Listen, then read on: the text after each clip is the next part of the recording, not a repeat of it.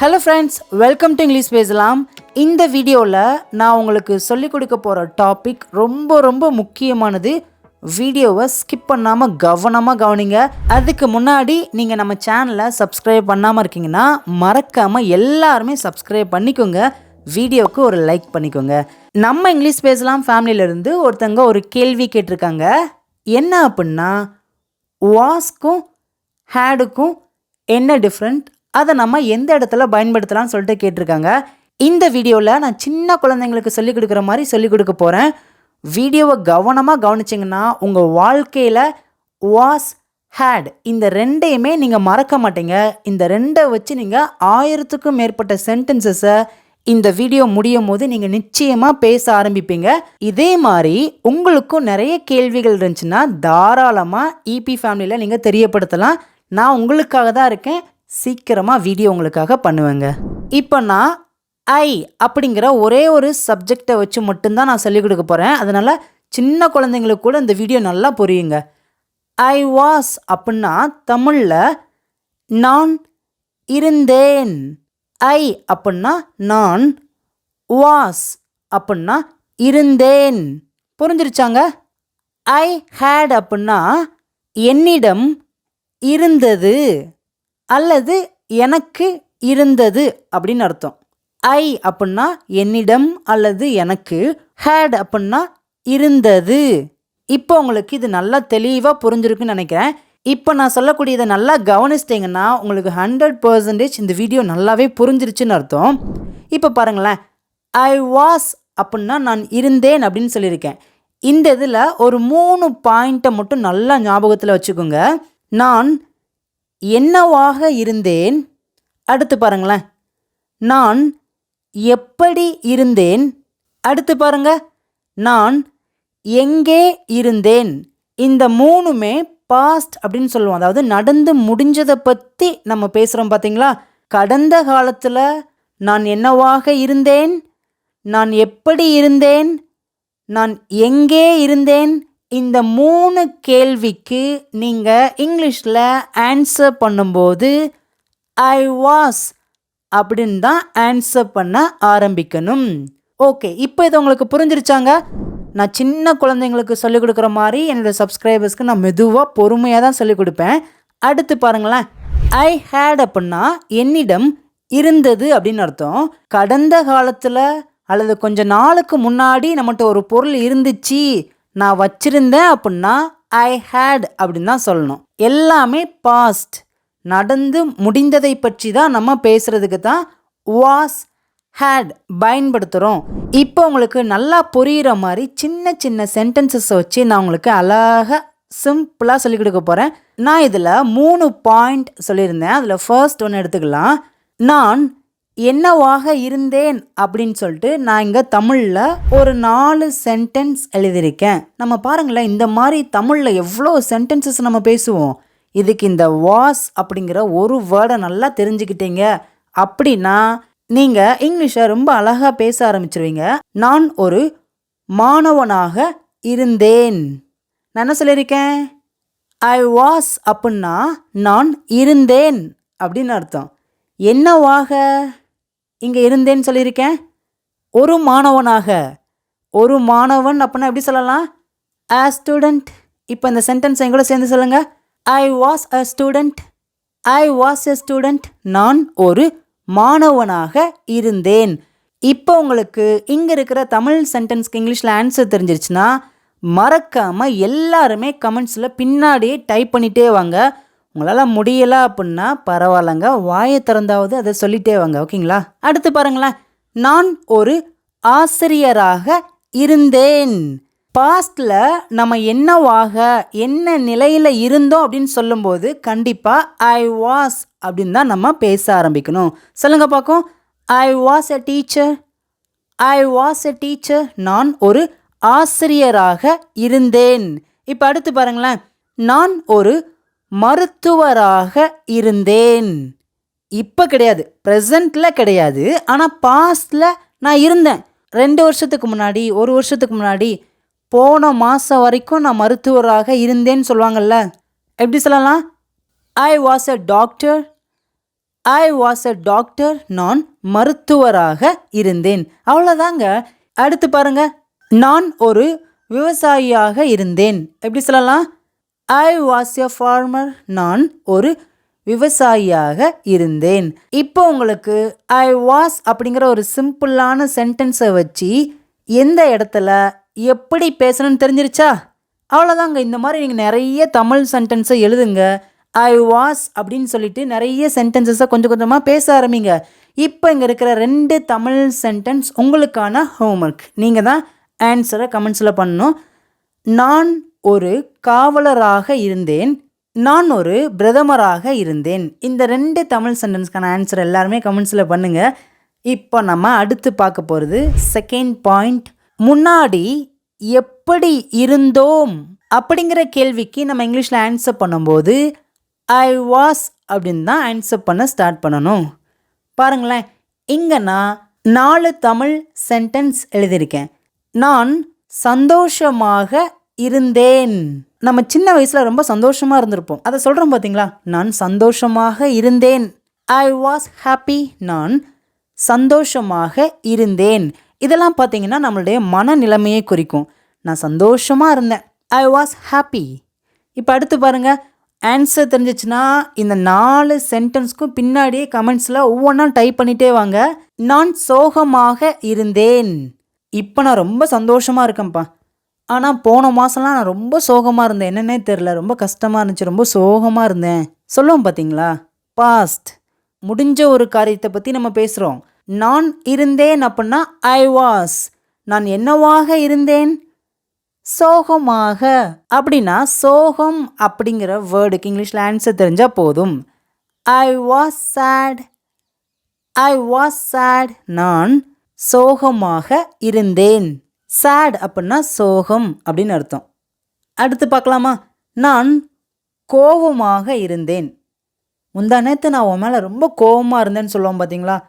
போன வாரம் நீ பண்ணதுக்கு நான் பயங்கர கோவத்தில் இருந்தேன்னு சொல்லுவாங்க பார்த்தீங்களா?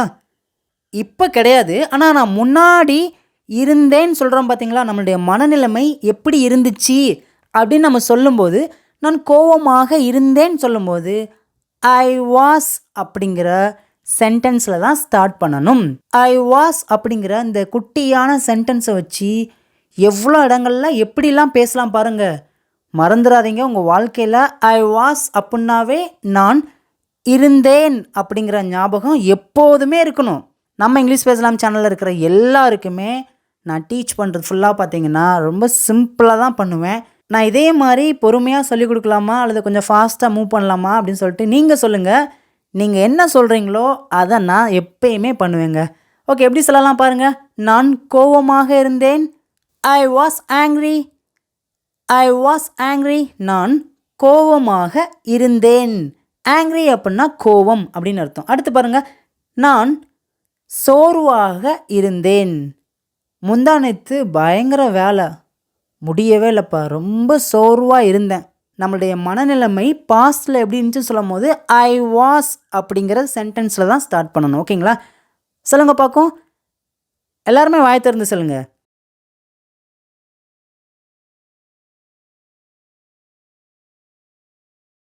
இப்போ இங்கே இருக்கிற 2 தமிழ் சென்டென்ஸ் உங்களுக்கான ஹோம்ஒர்க். நான் அன்பாக இருந்தேன், நான் அமைதியாக இருந்தேன். மறக்காமல் இந்த 2 சென்டென்ஸ்க்கும் எல்லாருமே கமெண்ட்ஸில் பின்னாடியே ஆன்சர் பண்ணிகிட்டே வாங்க. இப்போ நம்ம அடுத்து பார்க்க போகிறது 3வது பாயிண்ட். என்ன அப்படின்னா, நான் எங்கே இருந்தேன் அப்படிங்கிற ஒரு கேள்விக்கு நம்ம இங்கிலீஷில் ஆன்சர் பண்ணும்போது ஐ வாஸ் அப்படிங்கிற சென்டென்ஸில் தான் ஸ்டார்ட் பண்ணணும். ஐ வாஸ் அப்படின்னா நான் இருந்தேன். எங்கே அப்படின்னா இப்போ பாருங்களேன், இங்கே நான் உங்களுக்கு 3 தமிழ் சென்டென்ஸ் எழுதியிருக்கேன். எங்கே இருந்தேன்னு சொல்லிட்டு, நான் வீட்டில் இருந்தேன், நான் பள்ளியில் இருந்தேன், நான் சென்னையில் இருந்தேன். ஆன்சர் பண்ணலாமா?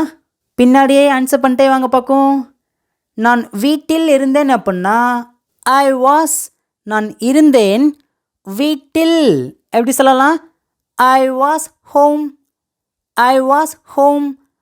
வெறுமனைக்கா இங்கே ஹோம் அப்படின்னு சொல்லக்கூடாதுங்க. அட் ஹோம் அப்படின்னு தான் சொல்லணும். இப்போ இந்த சென்டென்ஸை ஃபுல்லாக முழுமையாக சொல்லுங்கள். ஐ was at home. I was at home. நான் வீட்டில் இருந்தேன். இப்போ அடுத்து பாருங்களேன். நான் பள்ளியில் இருந்தேன். நேற்று சாயங்காலம் இந்நேரத்தில் ஸ்கூலில் இருந்தேன்னு சொல்லுவோம் பார்த்தீங்களா? எப்படி சொல்லலாம்? I was at school. I was at school. இப்போ நான் உங்களுக்கு ஒரு சின்ன பாயிண்ட் சொல்லித்தரேன், நல்லா கவனமாக கவனிச்சுக்கோங்க. ஹோம், ஸ்கூல், காலேஜ், ஒர்க் இந்த மாதிரி வேர்ட்ஸ்க்கு முன்னாடி நம்ம அட் அப்படிங்கிற ப்ரிப்போசிஷன் தான் பயன்படுத்தணும். ஓகேங்களா? இந்த மாதிரி பயன்படுத்தாதீங்க. I was at school. I was at school. நான் பள்ளியில் இருந்தேன். இப்போ அடுத்து பாருங்களேன். நான் சென்னையில் இருந்தேன். எப்படி சொல்லலாம்? I was Chennai. இப்படி சொல்லக்கூடாது. சென்னைக்கு முன்னாடி அப்படிங்கிற ப்ரிப்போசிஷன் பயன்படுத்தணுங்க. நம்ம பெரிய பெரிய சிட்டியை பேசும்போது அந்த சிட்டிக்கு முன்னாடி நம்ம அப்படிங்கிற ப்ரிப்போசிஷன் பயன்படுத்தணுங்க. சொல்லுங்க பார்க்கும். I was in Chennai. I was in Chennai. நான் சென்னையில் இருந்தேன். அவ்வளோதாங்க. இப்போ இங்கே இருக்கிற 2 தமிழ் சென்டென்ஸ் உங்களுக்கான ஹோம்ஒர்க். நான் வீட்டில் இருந்தேன், நான் சந்தையில் இருந்தேன். 2க்குமே இங்கிலீஷில் ஆன்சரை டைப் பண்ணி கமெண்ட்ஸில் சொல்லுங்கள். இப்போ நம்ம ஐ வாஸ் அப்படின்னா நான் இருந்தேன் அப்படின்னு சொல்லிட்டு நல்லா தெளிவாக பார்த்தாச்சுங்க. அடுத்து நம்ம பார்க்க போகிறது ரொம்ப ரொம்ப சிம்பிளுங்க. ஐ ஹேட் அப்படின்னா என்னிடம் இருந்தது அல்லது எனக்கு இருந்தது, நான் வச்சிருந்தேன். ஓகே, இப்போ நம்ம நிறைய சென்டென்சஸை ஐ ஹேட் வச்சு நம்ம பேச ஆரம்பிக்கலாங்க. என்னிடம் ஒரு கார் இருந்தது அல்லது நான் ஒரு கார் வச்சிருந்தேன். இப்போ கார் இருக்கான்னு கேட்டிங்கன்னா இப்போ கிடையாது. 2 வருஷத்துக்கு முன்னாடி நான் கார் வச்சுருந்தேன்ப்பா, ஆனால் இப்போ கிடையாது. சொல்லுவோம் பார்த்தீங்களா? எப்படி சொல்லலாம்? என்னிடம் இருந்தது அப்படின்னா எப்படி சொல்லலாம்? I had. இப்போ இந்த இடத்துல என்கிட்ட என்ன இருந்ததுன்னு சொல்லியிருக்கேன்? ஒரு கார். அப்படின்னா இந்த சென்டென்ஸ் எப்படி சொல்லலாம்? ஆன்சர் தெரிஞ்சிச்சுன்னா தயவு செய்து பின்னாடியே என் கூட சேர்ந்து சொல்லிகிட்டே வாங்க. I had a car. அப்படின்னா ஒரு அப்படின்னு அர்த்தம், ஒன்று அப்படின்னு அர்த்தம். Car. I had a car. I had a car. என்னிடம் ஒரு கார் இருந்தது. இப்போ என்னிடம் ஒரு பைக் இருந்தது. எல்லாருமே கரெக்டாக ஆன்சர் சொல்லிட்டீங்க. சூப்பருங்க. I had a bike. I had a bike. என்னிடம் ஒரு பைக் இருந்தது. இப்போ பாருங்களேன். என்னிடம் ஒரு நாய் இருந்தது. நம்ம இந்த பேச்சு வழக்கில் எப்படி சொல்லலாம்? நான் ஒரு 4 வருஷத்துக்கு முன்னாடி ஒரு நாய் வச்சுருந்தேன், ஆனால் அது இறந்துருச்சு. இப்போ உங்கள்கிட்ட நாய் இருக்கான்னா இப்போ கிடையாது. எப்படி சொல்லலாம்? I had. என்னிடம் இருந்தது. என்ன இருந்ததுன்னு சொல்லியிருக்கேன்? ஒரு நாய். ஒரு நாய் அப்படின்னா எப்படி சொல்லலாம்? A dog. இது நீங்கள் ஏ டாக்னு சொல்லக்கூடாதுங்க. A dog. புரிஞ்சிருச்சாங்க? I had a dog. I had a dog. என்னிடம் ஒரு நாய் இருந்தது. இப்போ அடுத்து பாருங்களேன். எனக்கு நிறைய நண்பர்கள் இருந்தார்கள். இப்போ எனக்கு ஃப்ரெண்ட்ஸ்லாம் கிடையாதுப்பா, ஆனால் ஸ்கூல் படிக்கும்போது பார்த்திங்கன்னா அவ்வளோ ஃப்ரெண்ட்ஸ் எனக்கு இருந்தாங்க. சொல்லும் பார்த்தீங்களா? இருந்தார்கள், நண்பர்கள். எப்படி சொல்லலாம்? I had lot of friends. I had lot of friends. எனக்கு நிறைய நண்பர்கள் இருந்தார்கள். இப்போ இங்கே இருக்கிற ஒரே ஒரு தமிழ் சென்டென்ஸ் உங்களுக்கான ஹோம்ஒர்க். என்னிடம் பணம் இருந்தது. இதுக்கான ஆன்சரை நீங்கள் தான் எல்லாருமே கமெண்ட்ஸில் சொல்ல போகிறீங்க. ஓகே ஃப்ரெண்ட்ஸ், இப்போ நான் சொல்லிக் கொடுக்க போகிறது தான் ரொம்ப ரொம்ப முக்கியம். இது உங்களுக்கு நல்லா புரிஞ்சிருச்சு அப்படின்னா நீங்கள் சூப்பராக கற்றுக்கிட்டீங்கன்னு அர்த்தங்க. ஓகே ஃப்ரெண்ட்ஸ், உங்களுக்கு இது வரைக்கும் இந்த வீடியோ நல்லா புரிஞ்சிருக்கு அப்படின்னா கமெண்ட்ஸில் எனக்கு புரியுதுன்னு சொல்லிட்டு உங்களுடைய கருத்துக்களை எல்லாருமே மறக்காமல் தயவு செய்து சொல்லுங்கள். அப்போ தான் எனக்கும் ரொம்பவே யூஸ்ஃபுல்லாக இருக்கும். அது மட்டும் இல்லாமல் உங்களுக்கு இங்கிலீஷில் ஏதாவது சந்தேகம் இருந்துச்சு அல்லது எனக்கு இந்த டாபிக் சொல்லிக் கொடுங்கன்னு சொல்லிட்டு உங்களுக்கு ஏதாவது இருந்துச்சுன்னா மறக்காமல் கமெண்ட்ஸில் அதை எல்லாருமே மென்ஷன் பண்ணுங்கள். சீக்கிரமாக நான் உங்களுக்கு வீடியோ பண்ணுவேன். நான் மீட்டிங்கில் இருந்தேன். இங்கே எனக்கு ஒரு மீட்டிங் இருந்ததுன்னு இருக்குது.